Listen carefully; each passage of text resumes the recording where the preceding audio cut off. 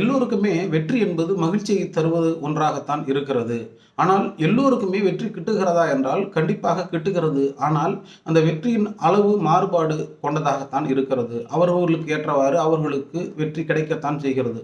ஆனாலும் சிலருக்கு கிடைக்கக்கூடிய வெற்றியால் அவர்களுக்கு மகிழ்ச்சி உண்டாகிறது. சிலருக்கு கிடைக்கக்கூடிய வெற்றிகளால் அவர்களுக்கு மகிழ்ச்சி அடைவதில்லை என்பதை நம்மால் பார்க்க முடிகிறது. இது ஒரு ஒரு உளவியல் சிந்தனையாக அறிஞர்கள் பார்க்கிறார்கள்.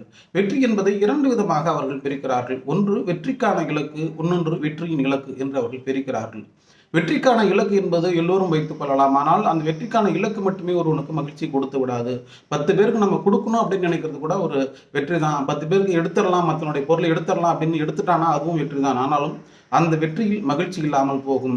நாம் கொடுப்பதில் இருக்கக்கூடிய வெற்றி தான் மகிழ்ச்சியாக இருக்கும். எனவே நம்முடைய இலக்கு மற்றவர்களுக்கு நன்மை செய்யக்கூடிய சார்ந்த வெற்றியாக இருக்கிற பொழுதுதான் நாம் உண்மையிலேயே மகிழ்ச்சியுடைய வெற்றியை நாம் பெற முடியும் என்பதுதான் உண்மை.